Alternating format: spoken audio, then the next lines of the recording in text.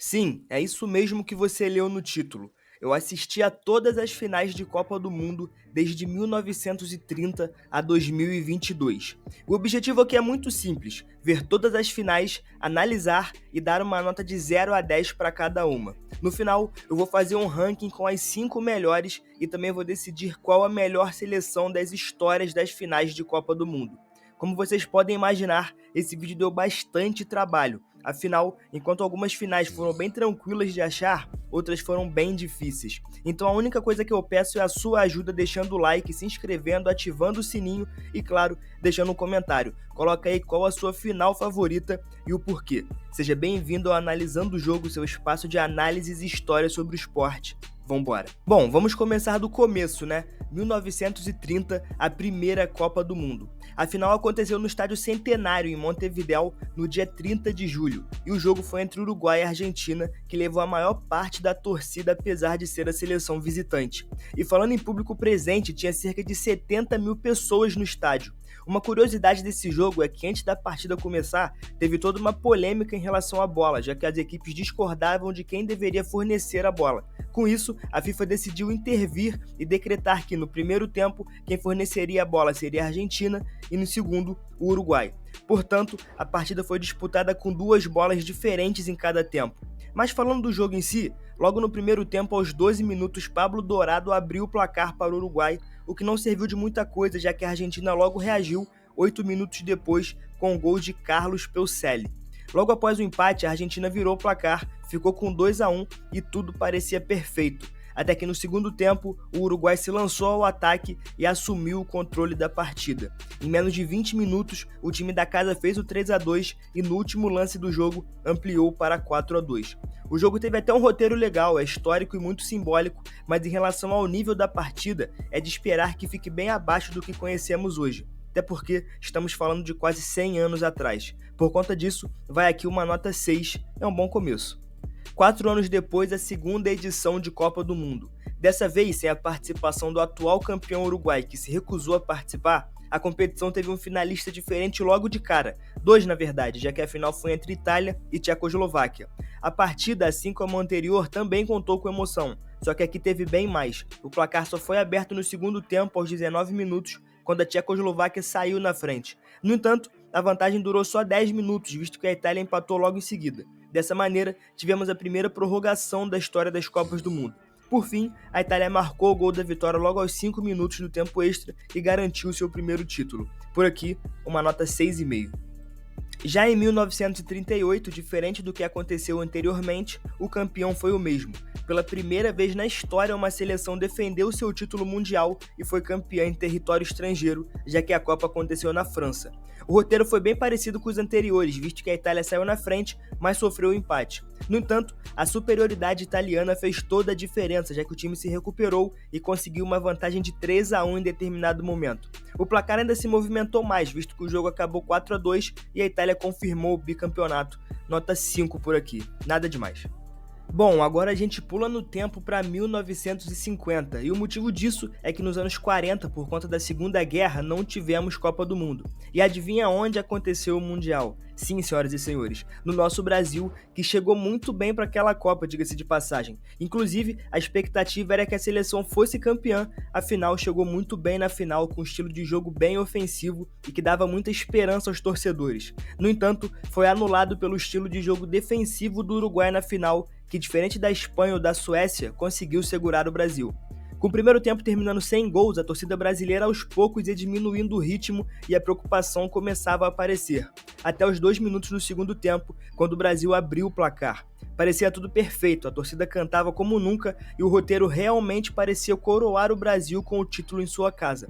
Bom, era o que parecia. Aos 21 minutos veio o empate do Uruguai. E por fim, restando apenas 11 minutos para o fim do jogo, Didia marcou o gol decisivo que coroou o Uruguai com o bicampeonato. A partida, que contou com cerca de 200 mil pessoas no Maracanã, ficou conhecida como o Maracanaço. Os jornais da época falam sobre um choque imenso, algo que tirou a sociedade brasileira da realidade. Parecia mentira ou um pesadelo. Dos 11 atletas brasileiros nessa final, 4 nunca mais vestiram a camisa da seleção. mas o grande bode expiatório foi o goleiro Barbosa, que ficou marcado como o grande responsável pela derrota. Por fim, após o jogo, a delegação brasileira mudou até mesmo as cores do uniforme. Antes era branco e azul. Depois disso, virou o tradicional amarelo e verde que conhecemos hoje. É um dos jogos mais importantes da história do futebol brasileiro e merece a nota 9 por aqui. A Copa de 54 foi histórica por vários sentidos, tá? Foi o mundial com maior média de gols, teve a primeira aparição do uniforme amarelo e verde do Brasil, que eu falei agora há pouco, contou com a primeira partida de Copa com transmissão na TV, o jogo de estreia entre França e Iugoslávia, e por fim, teve a seleção da Hungria, a grande sensação daquela edição.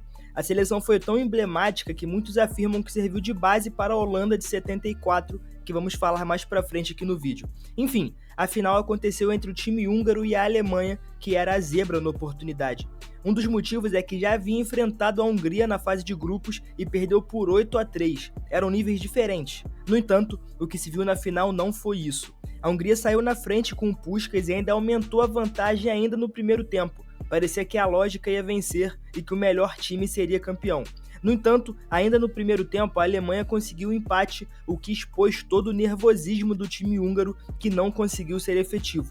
O time empilhou chances, mas perdeu todas. Os alemães ficaram cozinhando o jogo até que um dos jogadores acertou um chute do meio da rua e garantiu a vitória. Puskás ainda marcou um gol depois, mas estava impedido. O ano de 54 marca o começo do bom momento alemão no futebol e o começo da queda da Hungria, que nunca mais voltou a ter força. Por fim, o jogo ficou conhecido como o Milagre de Berna e foi tão marcante que em 2003 saiu um filme contando a história da partida e todo o contexto da época. Uma boa final que merece nota 8 por aqui. Bom, em 1958 finalmente chega um momento que mudou tudo, não apenas para a Copa do Mundo, mas para o futebol como um todo, o primeiro título do Brasil. Uma curiosidade é que a seleção brasileira, que jogou todo o torneio com a camisa amarela, precisou mudar, visto que a Suécia, que também estava na final, usava a mesma cor. O segundo uniforme, que era da cor branca, foi reprovado porque, claro, lembrava do Maracanaço. Com isso, a cor escolhida foi o azul. No entanto, tinha um problema. O uniforme azul da seleção já havia sido usado em treinos e a delegação entendia que não era digno de ser usado em uma final. Portanto, eles foram em uma loja nos arredores do hotel, compraram blusas azuis e costuraram os escudos. Outra curiosidade é que o Brasil teve o desfalque na sua lateral direita e precisou entrar com Djalma Santos, que precisou de apenas um jogo para ser eleito o melhor lateral da Copa do Mundo. Enfim, mesmo jogando em casa, o Brasil era considerado favorito no confronto, tá? No entanto, não começou tão bem no jogo, tanto que sofreu o primeiro gol da partida ainda aos 4 minutos do primeiro tempo. Mesmo assim, não se abalou e foi pra cima, e um exemplo disso é a imagem marcante de Didi, uma das figuras centrais daquela seleção, indo pegar a bola dentro do gol brasileiro e caminhando para o centro do campo. E assim, construiu-se a goleada brasileira por 5-2. É importante dizer também que nessa Copa que o mundo conheceu o maior jogador da história do futebol, Pelé, que com apenas 17 anos marcou 2 gols na final. Assim como em 1950, esse é um dos jogos mais importantes para o andamento do futebol mundial no século XX. Portanto, uma nota 8 por aqui. 4 anos depois chegou o bicampeonato do Brasil, e de uma maneira muito emblemática, já que o Mundial foi palco de uma das maiores atuações individuais da história do torneio, através de Mané Garrincha. Com a lesão de Pelé ainda no segundo jogo, Garrincha assumiu a responsabilidade e foi o grande nome da conquista. A final foi contra a Tchecoslováquia, que começou vencendo o jogo. No entanto, Amarildo empatou, Zito virou e Vavá confirmou a vitória do Brasil por 3-1. Apesar de ser importante e muito representativa, essa final fica abaixo da anterior, portanto, fica com a nota 7 por aqui. Bom, e já em 66 veio o primeiro e único título da Inglaterra em Copas do Mundo, pelo menos até a gravação desse vídeo. A final é recheada de bons momentos, visto que Geoff Hurst marcou o primeiro hat-trick em finais de Copa do Mundo, mas de forma questionável, tá? A Inglaterra começou perdendo, já que a Alemanha abriu o placar aos 12 minutos do primeiro tempo. No entanto, Hurst empatou. E o cenário se repetiu, visto que a Alemanha passou à frente, mas mais uma vez o inglês igualou o placar. E é aqui que mora a polêmica. O chute do jogador foi no travessão e bateu exatamente na linha do gol.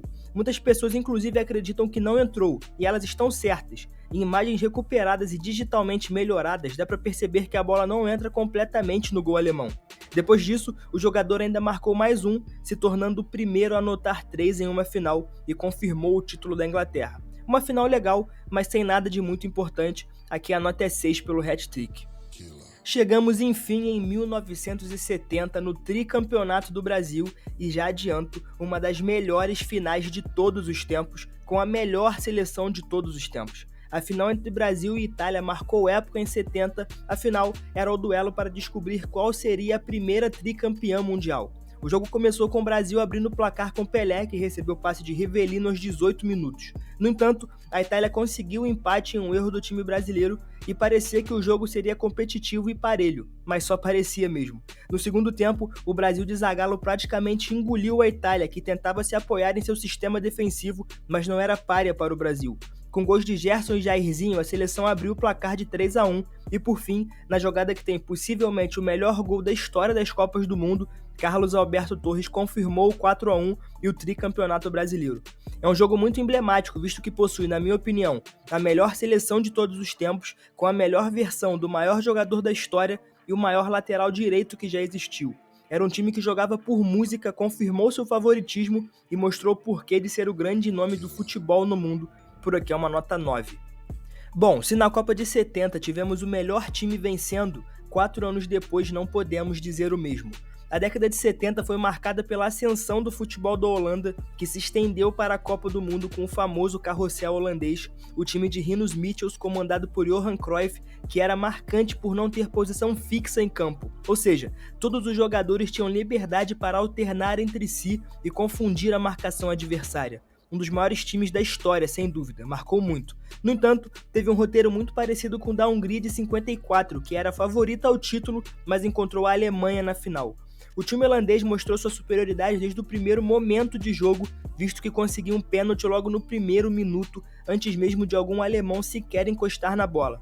No entanto, também de pênalti, a Alemanha conseguiu o empate, e depois disso só deu o time de Michels. O que era esperado, afinal era bem superior. Mas o destino foi cruel e em uma bola na área, Gerd Müller virou a partida e confirmou o título mundial da Alemanha.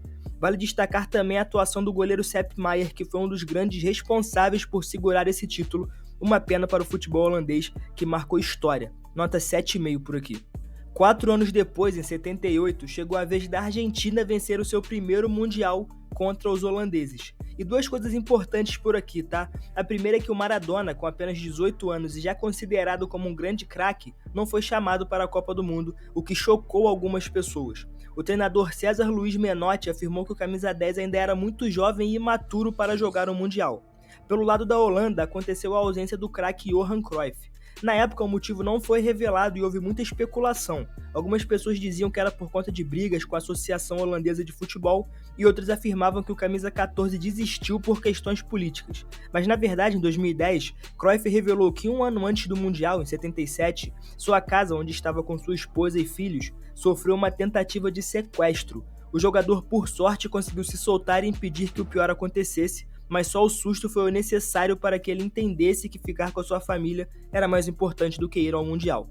Bom, falando sobre a final, assim como o Mundial em si foi recheada de polêmicas. Já no começo, a Holanda afirmou que a Argentina estava usando táticas para atrasar o jogo, e um exemplo é que o time entrou em campo com 5 minutos de atraso. Além disso, os argentinos questionaram a legalidade de um molde de gesso de um dos jogadores do time adversário, o que fez com que os holandeses ameaçassem sair de campo. Com isso, você já pode imaginar que o jogo foi extremamente hostil e com muitas faltas. O principal jogador daquele time, Mário Kempis, marcou o primeiro gol da partida, colocando a Argentina na frente. Logo depois, a Holanda buscou um empate com um gol de cabeça. Com isso, o jogo foi para a prorrogação, mas não foi o suficiente, visto que a Argentina marcou mais 2 gols no tempo extra, um aos 105 minutos e outro aos 116. Dessa maneira, a Argentina confirmou seu primeiro título mundial e a Holanda, com seu segundo vice consecutivo, se recusou a participar da cerimônia pós-jogo. Uma das finais mais movimentadas e polêmicas de todas, nota 8,5. Bom, e chegamos em 82, um dos mundiais mais tristes para o povo brasileiro, com a final entre Itália e Alemanha. Se você quer entender o porquê de ser um dos mais tristes para o Brasil, tem um vídeo aqui no canal contando a história da seleção brasileira de 82 e eu recomendo que você dê uma olhada. Enfim, falando sobre o jogo em si, o que era para ser um clássico virou um passeio italiano. A seleção passeou, embalada pelas vitórias sobre a Argentina e Brasil, e não tomou conhecimento da Alemanha. Apesar do primeiro tempo terminar com 0-0, no segundo a seleção italiana conseguiu marcar 3 gols, com o gol do carrasco Paolo Rossi, que se tornou artilheiro do torneio com 6. A Alemanha ainda descontou, mas já era muito tarde para uma possível reação. A Itália dessa forma confirmou o título e uma das maiores campanhas de todos os tempos, visto que venceu a consagrada Argentina, atual campeã do mundo, o Brasil, o grande favorito ao título, e a Alemanha, sua maior rival. Mas a final em si não foi grande coisa, então por aqui uma nota 6 é muito válida. A Copa de 86 é bem parecida com a anterior em um sentido. O maior jogo não foi a final, mas sim as quartas. Se em 82 tivemos Brasil e Itália, em 86 tivemos Argentina e Inglaterra, um duelo que carregava muita coisa. Uma delas era um contexto político da Guerra das Malvinas, conflito entre os dois países na década de 80. Um exemplo de como a relação entre as seleções era ruim pôde ser visto na Copa de 82, quando a Inglaterra ameaçou sair de campo caso cruzasse com a Argentina. No entanto, 4 anos depois o encontro aconteceu e foi épico. Agora, falando sobre a final, a Argentina enfrentou a Alemanha em um duelo muito emocionante. Quem começou com a vantagem foi o time sul-americano, que abriu o placar logo aos 23 minutos. Já no segundo tempo, mais um gol. A vantagem era de 2-0 e tudo parecia perfeito. No entanto, a Alemanha conseguiu se recuperar e empatar o jogo, o que deixou todos os torcedores argentinos extremamente apreensivos. A lembrança de 54 e 74 voltava com força total e parecia que a Alemanha ia mais uma vez desbancar a sensação do torneio. Até que aparece Maradona com um passe soberbo para Burruchaga colocar a Argentina na frente mais uma vez e confirmar o bicampeonato. Esse Mundial é um dos mais emblemáticos, muito pela campanha do Maradona, que na minha opinião tem a melhor atuação individual da história do torneio, mas também pela final, que foi muito boa. Foi um encerramento perfeito para uma ótima seleção, então para mim, nota 8. Se na Copa anterior a Argentina venceu a Alemanha, dessa vez foi o contrário. As seleções se reencontraram em 1990, mas eu já adianto que diferente da anterior, essa final foi bem chatinha. A primeira entediante por aqui. O jogo terminou 1-0 com um gol de pênalti aos 40 minutos do segundo tempo e bem questionável, tá? E já era de se esperar um jogo de baixo nível, muito por conta da seleção argentina, que chegou bem contestada na final. Foi o pior ataque de todos os tempos, com apenas 5 gols, e se tornou o primeiro time a não marcar em uma final de Copa do Mundo. Então por aqui, a primeira nota baixa da nossa lista, com uma nota 4. E finalmente chegamos no Tetracampeonato Brasileiro, um título muito emblemático por tudo que representa. Afinal, o Brasil estava há 24 anos sem vencer a Copa do Mundo e ainda contou com uma atuação inesquecível de Romário, que antes do torneio avisou que iria trazer a taça e realmente trouxe. Um fator importante é que, assim como em 70, Brasil e Itália brigavam pela liderança das conquistas em Mundial, já que ambas tinham 3 títulos. Com todo o contexto, você pode imaginar que o jogo foi épico, certo? Errado. Assim como na edição anterior, a final foi bem chata, amarrada ao extremo. Após 90 minutos de jogo no tempo normal e de 30 na prorrogação, terminou 0-0, fazendo desta a primeira final de Copa do Mundo decidida nos pênaltis. Além disso, essa segue sendo a única final em que não houve gols no tempo normal. Pela representatividade que ela tem para o Brasil, a nota sobe para 6, mas se dependesse só da partida em si, mais uma nota 4. Aqui é o segundo capítulo de um dos melhores momentos do Brasil na história das Copas do Mundo. Afinal, foram 3 finais consecutivas e essa foi a segunda delas, em 98. Dessa vez, em busca do Penta, o Brasil enfrentou a França em uma das partidas mais memoráveis e polêmicas das Copas. E por quê? Bom, é simples, a seleção brasileira era considerada amplamente favorita, mas tudo caiu por terra quando o Ronaldo, à época o melhor do mundo, teve uma convulsão horas antes da bola rolar. Eu falei mais sobre isso no vídeo sobre a CBF e o futebol brasileiro e também no vídeo do auge e queda do jogador. Dá uma olhada lá para entender todo o contexto disso, o que aconteceu depois. Mas enfim, falando sobre o jogo em si, foi um massacre. O Brasil entrou claramente desequilibrado por conta da situação e não conseguiu fazer frente à França. Com isso, perdeu o jogo por 3-0 e amargou o primeiro vice desde 1950. Por todo o contexto da final, 7,5. Mas a verdade é que tudo que é ruim, em algum momento chega ao fim. Se em 98 a seleção brasileira sofreu com a derrota, em 2002 viveu um dos melhores momentos da história quando conquistou o pentacampeonato mundial e até hoje é a única com esse feito. Essa aqui pra mim tem a maior história de superação de todos os esportes. Pra quem não conhece, o que eu acho muito difícil, o Ronaldo tinha lidado com a lesão mais grave de sua carreira 2 anos antes do Mundial, e os médicos nem sequer sabiam se ele ia voltar a jogar. Com isso, sua convocação foi muito questionada, e com razão se formos analisar friamente, né? No entanto, o camisa 9 fez história, marcou 8 gols em 7 jogos, 2 na final, e foi o principal nome do Penta, lendário. O jogo foi movimentado, com a Alemanha indo para cima e o Brasil tentando contra-atacar, mas no final do primeiro tempo o time ficou com protagonismo e começou a liderar as ações. E claro, é importante citar também a excelente partida do Rivaldo, que participou dos 2 gols e foi essencial ao decorrer de toda a competição. Essa daqui é uma boa nota 8,5, lendária. E chegamos em 2006 com mais uma final muito emblemática. Aqui estamos falando da última partida da carreira de um dos maiores jogadores de todos os tempos, Zinedine Zidane. E foi ele que começou os trabalhos na final com um gol de pênalti aos 7 minutos. Zidane contra Buffon, um dos maiores duelos de todos os tempos. O camisa 10 francês simplesmente cavou contra um dos maiores goleiros de todos os tempos na final da Copa do Mundo, que era o último jogo de sua carreira. É um absurdo pensar nisso. No entanto, pouco tempo depois, Materazzi marcou gol de empate de cabeça após o escanteio cobrado por Pirlo. E esses são os 2 personagens principais da final, visto que no segundo tempo, em lance polêmico, Zidane se virou e acertou uma cabeçada no peito de Materazzi, o que o fez ser expulso da partida.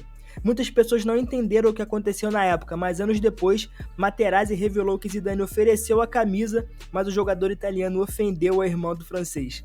A partida foi para os pênaltis e Trezeguet, que ficou com a cobrança que seria do camisa 10, perdeu. Com isso, a Itália venceu nas penalidades por 5-3 e confirmou seu tetracampeonato. Uma ótima final, nota 7,5 por aqui. Bom, e chegamos naquela que é possivelmente a Copa mais emblemática do século XXI, ou pelo menos uma das 3 maiores, tá? Simplesmente o Mundial da África do Sul, que carimbou o primeiro título mundial da Espanha, que viveu seu melhor momento em toda a história, porque vale lembrar, a seleção havia vencido a Eurocopa em 2008 jogando muito e depois venceria novamente em 2012. O jogo em si da final não foi nada demais, se formos sinceros. Na verdade, foram 2 seleções que tiveram uma abordagem muito mais física do que técnica, como estávamos acostumados. As equipes tiveram muitas oportunidades perdidas e só no segundo tempo da prorrogação o Iniesta marcou o gol que decidiu a partida. Essa foi a 3ª final de Copa do Mundo que a Holanda perdeu, uma pena. Por aqui, a nota é 5,5. Chegando já próximo do fim da lista, temos a fatídica Copa de 2014, que tinha tudo para dar errado e realmente deu. Se vocês quiserem, eu posso fazer um vídeo só falando sobre esse Mundial e sobre aquela seleção brasileira. Enfim, a final mais uma vez aconteceu entre a Argentina e a Alemanha, assim como em 86 e em 90, e foi uma das finais mais marcantes por conta de todo o drama envolvendo Lionel Messi, que foi eleito o melhor jogador do torneio, mas amargou a vice-colocação. Assim como a anterior, foi uma final que foi decidida na prorrogação, mas quem pensa que foi fácil está enganado, visto que nos primeiros minutos quem teve o controle das ações foi a Argentina, que quase abriu o placar com o Higuaín, e o jogo se desenhava com diversas chances perdidas e uma boa marcação. No entanto, aos 7 minutos do segundo tempo da prorrogação, Mário Götze, que havia saído do banco, matou no peito e chutou cruzado. Foi o gol necessário para coroar todo o bom trabalho da seleção alemã em 2014. Uma final emocionante, melhor que a anterior e com mais contextos. Por aqui, vale uma nota 6,5. E chegamos enfim em 2018 em uma das finais mais sem graça de todos os tempos, essa é a verdade. Apesar de todo o show de abertura, com Ronaldinho no rolê aleatório, nunca foi uma disputa de verdade. A seleção francesa era muito favorita e isso se confirmou com certa facilidade no jogo, que terminou 4-2. Essa foi a primeira final desde 2002 a ser decidida no tempo normal e, além disso, serviu para colocar Mbappé em outro patamar, visto que ele se tornou o segundo jogador com menos de 20 anos a marcar em uma final de Copa. O primeiro, claro, foi o Rei Pelé. A França abriu o placar aos 18 minutos e a Croácia empatou aos 28. E o cenário se repetiu, visto que a França passou à frente, mas sofreu um empate. No segundo tempo, a Croácia cansou e os franceses passaram o carro com certa tranquilidade. Foi até divertido por ser uma final de Copa e ter um azarão como a Croácia, mas nada além do esperado. Todo mundo já sabia que a geração francesa seria a vencedora do duelo. Portanto, por aqui, fica uma nota 6. E enfim, chegamos na última edição de Copa do Mundo, a Copa de 2022, que contou com uma final épica. O jogo aconteceu entre França e Argentina e carregava vários contextos consigo. O primeiro deles é o duelo entre as seleções que haviam se encontrado em 2018, e na oportunidade quem levou a melhor foi a França. Por fim, havia a busca pelo tricampeonato, visto que na final ambas haviam vencido 2 vezes. E já adianto, foi a melhor final de todos os tempos, tá? Talvez o maior jogo de todos os tempos. A partida foi um massacre da Argentina até os 80 minutos, quando tinha 2-0 no placar e tudo parecia estar se encaminhando para uma vitória tranquila. No entanto, aparece Mbappé, que estava sumido do jogo, atingiu um nível impressionante e marcou 2 gols em um espaço de 2 minutos. O jogo, portanto, foi para a prorrogação, onde Messi recolocou a Argentina na frente do placar. Tudo parecia perfeito, até que apareceu Mbappé novamente, que marcou seu terceiro gol e levou o jogo para os pênaltis. Além disso, não podemos esquecer o lance de Kolo Muani, que teve a chance de fazer o 4-3, mas parou em Emiliano Martinez, que realizou uma das maiores defesas da história. Dessa forma, nas penalidades, a seleção francesa perdeu 2 e a Argentina foi perfeita. Com isso, garantiu o tricampeonato de maneira épica, nota 10 por aqui, sem dúvida um dos maiores jogos da história do futebol. Bom, agora que já listamos as 22 finais de Mundial, vamos ao ranking das 5 melhores finais de Copa do Mundo de todos os tempos, segundo Analisando o Jogo.